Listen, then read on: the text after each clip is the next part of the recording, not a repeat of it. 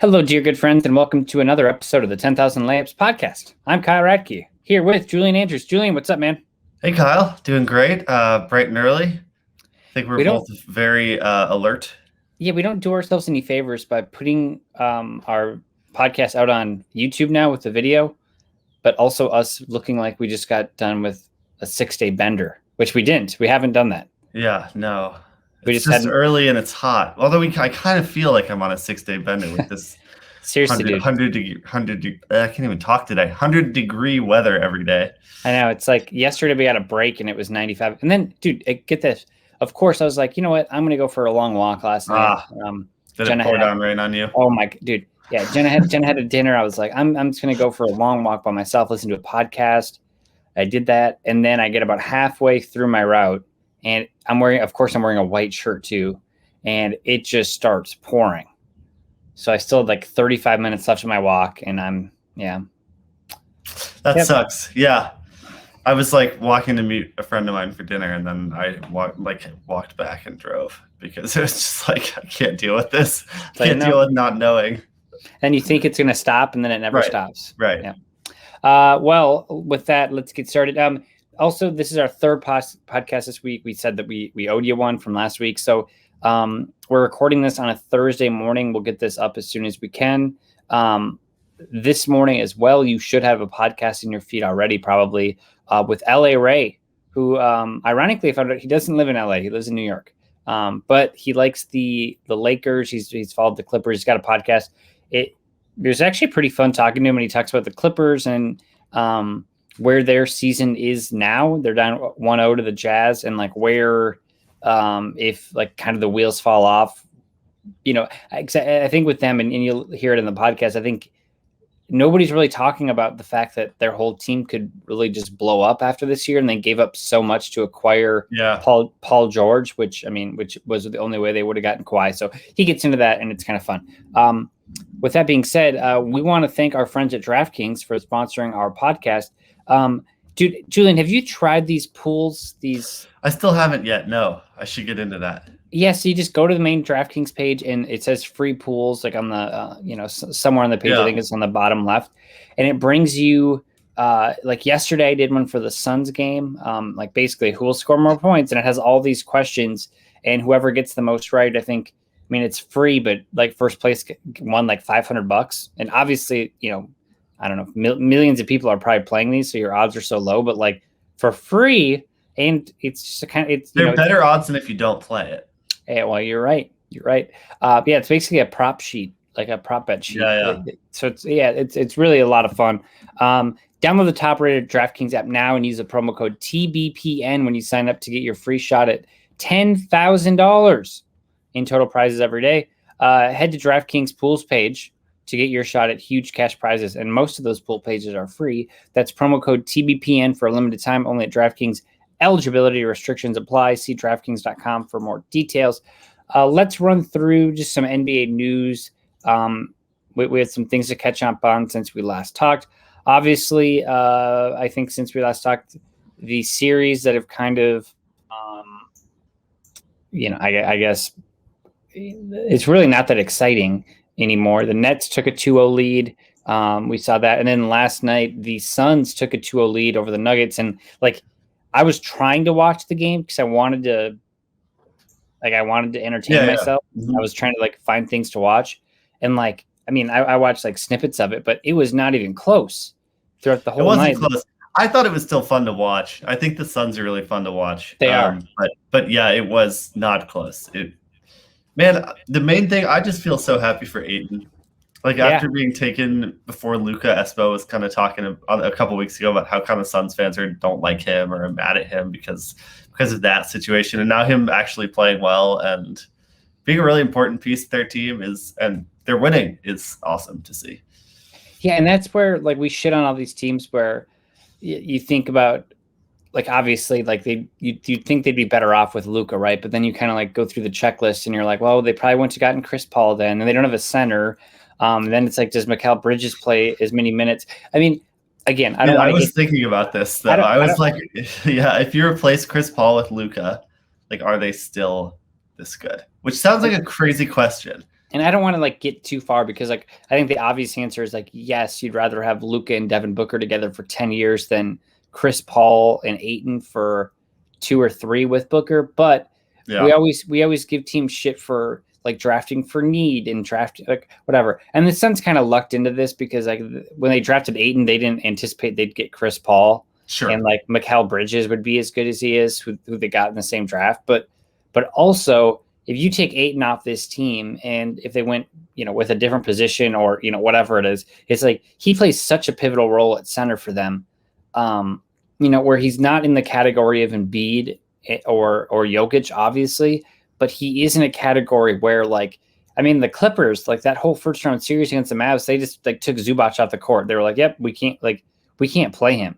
And like, he's like Ayton will probably never get to that point unless like it's a super small ball thing. But he's been fun to watch. And I mean, it really just kind of seems like that series. I don't want to say it's over because the Mavericks were just up 2-0 and, but I guess I'm just like looking at how the Suns won.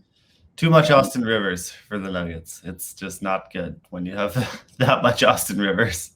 I mean, and that's the truth, right? Like we joked about a few weeks ago how people are like, well, are the Nuggets actually better with Jamal Murray or without Jamal Murray? And it's like, no. You dummy, they're not. They looked really good for like 20 games, but and then Aaron Gordon, yeesh. I don't know, dude. That feels like the one matchup that they can kind of consistently win, but he's not. I mean, he's so clearly like the max, like a fourth option on a good team, And that's like a lot of these guys at the trade deadline, they get kind of exposed where like they're like these fun guys on young teams, and it's like, wow, Aaron Gordon, man, like he's in jail for like the Orlando Magic purgatory jail. He can never get out, and then he gets out, and it's like, oh well, that's why like he just wasn't like as good as maybe we thought he was. Yeah, and if you're just like force feeding him the ball on a bad team, it's like it's gonna put up numbers. Like he's probably like the consummate good stats bad team guy because he's actually not a good stats guy when he gets on a good team. And now we've seen it both ways. Yeah, I was gonna say like his stats in the playoffs. I mean, yes, he scored double digits in 6 of 8 games, I guess.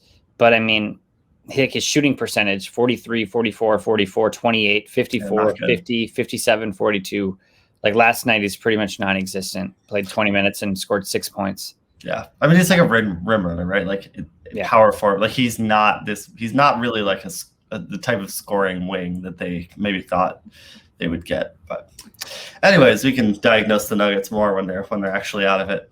Yeah, but overall, fun playoff series. I think tonight we have Brooklyn who's up 2-0 against the Bucks, and then we have the Clippers Jazz series, and the Jazz are up 1-0. So. I think out of those matchups, like the Clippers Jazz series seems like the only one that might go to 7, and then Philly and Atlanta. Yeah, they're fun. They're at 1-1. Maybe that's like a 6-game series. We'll see.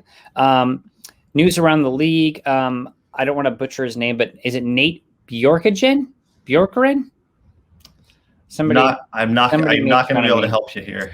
Well, he's fired. He's not a coach anymore. So we don't have to say his name very much longer. They fired him, which is not a surprise. The Pacers were actually like very pacery this year, like 34 and 38, right around 500, which is it's kind of a tick down from what we saw last year. Baby.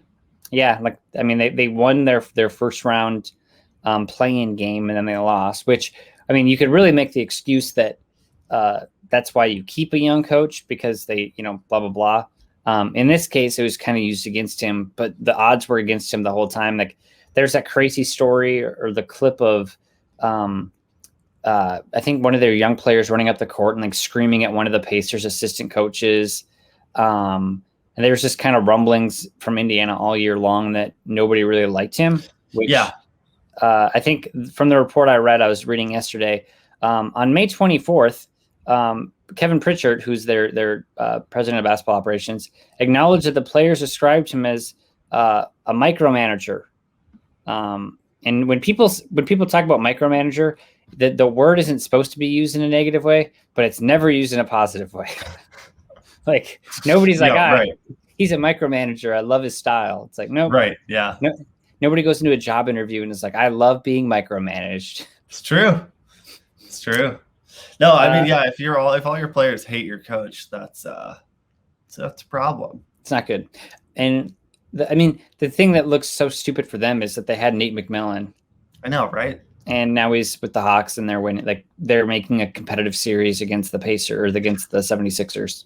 I have to double check this, but I think this is the second time Kevin Pritchard has fired Nate McMillan, because he was the GM of the Blazers, I believe, when Nate McMillan was let go. Well, that's not good. That's not a good look for no. Or maybe they didn't know. Maybe Kevin Pritchard left before he did. But still, yeah, not a good look. Nate McMillan's a good coach. I don't understand why he keeps getting fired. And to tie this into Wolves land, Chris Finch was a finalist for the Pacers job last year, and they went with. But I mean, the more you read about his resume, I'm just going to call him because I don't want to pronounce his last name. We'll call him Nate, like we're buddies. Is that like he was I can't remember. I can't think of his name. The Raptors coach. Why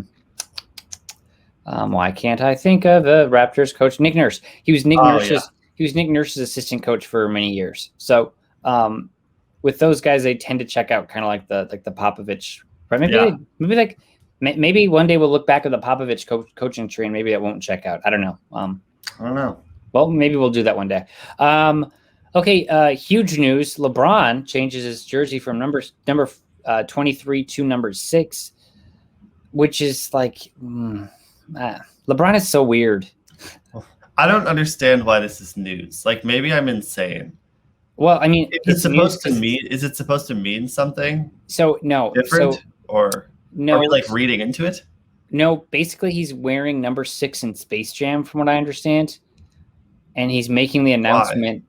I'm guessing because Jordan wore number 23 in Space Jam. Okay. And he doesn't want to wear 23 again because LeBron's his own person, and it's very important that you know that, Julian.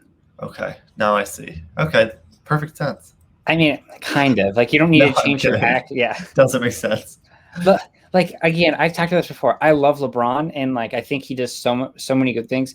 He does stuff like this where, and I don't know if it's him or, like, his PR person, but I'm like, you don't have to change your deck. You don't actually have to change your number.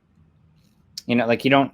And then the whole thing was, like, didn't Anthony Davis want to wear number 23 when he came to the Lakers? And then the report says that he will stay with his current number. Yeah, so now nobody gets it. Nobody. Well, I do wonder, maybe somebody can help us out with this. I do think there's some sort of like jersey rule for this as far as like money, where like if you bought a LeBron jersey this year and he's number 23, I think LeBron has to end up paying out like everybody that wants to get a refund. Oh yeah, because I know that's what they did in the NFL. They said that like LeBron NFL has to pay them. I honestly think it's like a huge, because I remember Delvin Cook wanted to, like they were talking about with the Vikings, he was going to change his number because they could do single digits for players, and maybe he doesn't have to pay all of it. But I like for Delvin Cook, it was like a $200,000. Wow, I thought that was like a Fanatics thing, but no, I don't know. I haven't heard about this, but I'm not saying you're wrong. I think he has to pay something. Cool. So like I'll look that up. Well, actually, you know, we have the internet. We're sitting here on the internet. Okay, well, Julian, here we go. LeBron won't have to pay millions of dollars to change his number. Sources told the NBA informed of the decision of last year, which got him off the hook because they probably stopped printing the jerseys. Oh yeah, I bet it matters what time you do it too. Yeah, it's like if they have printed. I bet a lot of it's like the NBA has already printed these jerseys. Yeah, I think that's what it was. Not like the fans have them, because I don't think the league cares that much about the fans. You might be right. They care about them a little bit. I don't think they don't care about the fans at all, but I think that they're probably more concerned about like they're concerned about the backlog jerseys that they can't sell now. Yeah, that's all right. You're right. Summer League's back this summer, which like is we're getting as back to normal as we can, which is awesome. But I just remember like how, and they'll probably put some sort of restrictions on whatever. But like that's in like I guess probably 2 months. They'll probably push it back. I'm not sure. I didn't look at the exact timeline. But like, dude, it's always so packed in summer league, and it's just so hot, and it's kind of gross already. Yeah. So I'm curious what they do to kind of implement it not being so gross. But it's exciting. Summer league's one of my favorite things ever, because like you get to see young guys. You really can't take much about it on a basketball end. Yeah, but you're able to like kind of network. And if you network for long enough, it will get you in a position where you get laid off by your team. So it's really great. It's really that's the goal. Go to summer league. That's the play. You go to summer league. Yep. You talk to everybody. Mm-hmm. You get the people to like you. You pay for your own hotel and your own flight, and then you get a job, and then you get laid off. Then you get laid off, and then you can do a podcast. And then you can do a podcast about it. Yeah. In fairness, they did pay for everything. And I got to hang out with Greg Steedsma a lot, the assistant coach. So that was a lot of fun. I mean, but I have plenty of summer league stories, but like for 3 or 4 years in a row, I would stay for 10 or 11 or 12. I think the last year was, I stayed 14 straight days. When you came back after 14 days in Vegas, you were a shell of a human. Oh yeah, I wasn't in a good place. The problem with that is like Vegas is great in like a 2-day chunk because, and I'm not the only person that's like this, obviously, because it's Vegas. It just hits on like all your vices where I'm like, hey, what do I like to do? I like to go out with people, and I like to watch sports, and I like to gamble on said sports. So like, and I like to drink. I like to have a cocktail. Eat not healthy food. And eat not healthy food. These are all up my alley. So 14 straight days of it. It's like and the problem with July is like you're only getting like you can't bet on summer league, obviously, because I work for the team. You can't bet on the WNBA, obviously, because I work for the team. So like really the only sports to gamble on are future bets. NFL futures, yeah. NFL futures and baseball bets. And baseball bets are so boring because I'm not going to sit there in the sports book for 4 hours, which actually, I mean, I don't really have anything else to do. But yeah, NFL futures. So it's funny. I make these like $20 or $30 bets, and then I come home and I have like 55 of these little tickets that I have to just like keep track of. And so then if they win, do you have to take them back to Vegas, or can you mail them? You can mail them, and they send you a check. Yeah, nice. I've won before, and I've sent it back. They probably get it, and they're like, "Who cares?" Like who cares about this $54 that you won? All right. With that being said, but yeah, summer league will be fun. Maybe one of these years I'll go back. We'll see. Let's get to the should we call the 3-star sports card corner? I think that's good. All right. 3-star sports cards card corner. Say that 10 times fast. 3-star sports cards card corner. Well, how about we do this? Welcome Kyle's to Cord Corner. Kyle's Cord Corner. Brought to you by. It's early. Okay, 3, 2, 1. We'll do the intro for the card corner. Because the thing is, guys, if you're listening to this, I have to cut it off separately. So if I'm like mumbling and saying Carl's card corner, Kinder, then it doesn't work quite as well for the YouTube. These people are so sick of us. Let's get into Kyle's Card Corner, presented by our good friends at 3-Star Sports Cards. This is our second week with them, and I've already been to the store once, and there was a celebration in there. They're so happy with this partnership. That's not true. They were very busy, and I don't think they noticed I was there. But we are very happy about our relationship with them, and it's in. They have a store in Bloomington and one in Little Canada. Any grading needs you need, any cards you need. Obviously, grading's down till July, but they're very knowledgeable and they'll help you out. My advice of the week. So the more and more I watch these games in the playoffs, we told you at the beginning of the year to kind of hone in on teams you think are going to do well and try to invest in the young players when they heat up. So and hopefully you did that, because guys like Matisse Thybulle, right? Like we're seeing a huge spike in his cards. And I'm going to tell you something. Matisse Thybulle's cards in 6 months from now will not be worth what they're worth right now. Like maybe never if they don't make it. Is that a Kyle guarantee? That's a Kyle guarantee. Yep. Even if we're in like a little bit of dip in the card market. So I say that, and like what I'm going to call this is stay away from the Hero trap. Last year we saw the Tyler Hero cards just absolutely spike during the finals. And then you probably watched Tyler Hero this year and said, hey, he's not that good anymore. And, you know, I still think he's going to be a very good pro, like maybe not all-star level, but in comparison to what his cards were going for, no, like he's not never getting back there. Right. Like, I think some of his cards were like in the thousands, and I have a few cards at PSA now of his, and it's like, they've come back to earth. So what I'll say right now is if you invested in those guys, whether they're graded or not, raw or not, I would try to sell those guys that are just like those mid-tier guys that are getting hot right now that probably will have a pretty minimal role in you know, a year from now. Not minutes wise, but just like on the spotlight, and try to cash in while you can.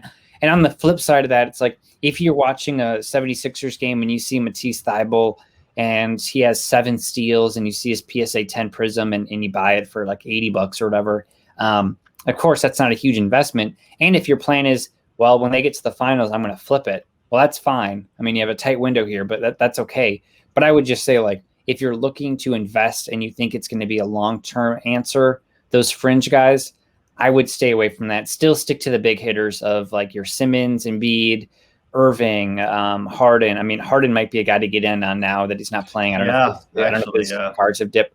Durant, Giannis, Jokic. Like, you know, with the Suns, I like going in on Paul, Ayton, Bridges. So yeah, go after the big hitters. Stay away from some of the little guys, because I think you'll look back and go, I got tricked. And you didn't get tricked, because it happens every year. But you know, there's ways to avoid that. Do you think we could see any drop in the Giannis cards just because of their loss? Yeah. So it's actually funny. I've been putting some offers in on a few Giannis cards, just like his basically short print PSA 10s of his, non-rookie year. And you're kind of seeing. I mean, the thing is, we are in such a dip right now where a lot of these cards are coming back from PSA, I think, and people are hoping that they'd be worth 150, 140, but then people are like, well, why am I paying $100 for this base PSA 10 card? Which is a good question, but that was the case 6 months ago. So I think there is an opportunity for somebody like Giannis. I think like his rookie cards, like if you're trying to sell off Giannis rookie cards right now in a panic, then I think like that's kind of silly. Like same with like Luka Doncic cards. Like his cards are going to get really low in about a month.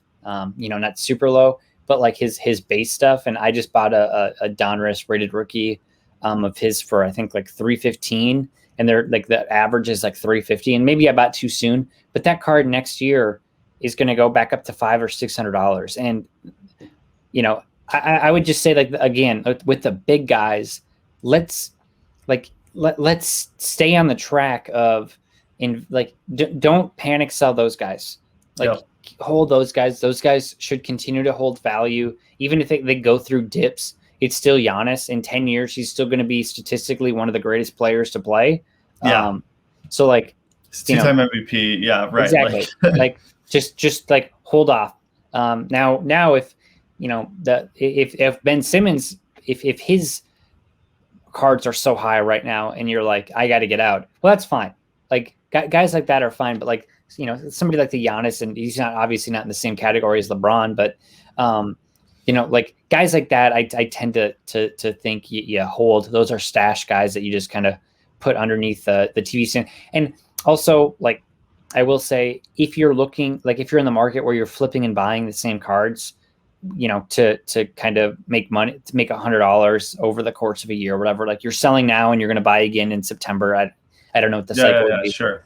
That's fine too. I mean, I don't do that just because that's a lot of tracking and you have to pay a lot of attention to the market, but you know, that's certainly an option too. So nice. And with that, that is the pod for this week. Julian, thanks for joining me. Next week we're back to 2. I really want to get these Lakers guys on. They told me they're very sad over the season.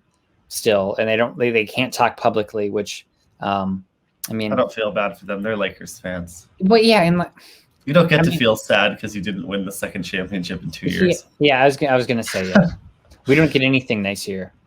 No. We're in Minnesota, we complain about the cold weather. Then once it gets hot, we complain about that too. So this is worse. I would rather it be 15 degrees than it be 95. I strongly disagree. Okay. Fair enough. But I mean, like if it could be 80, 75 to 80 would be right at my wheelhouse. All right, Julian. Thanks, man. Have a good weekend. Got it. Everyone, thanks for listening. We'll talk to you next week.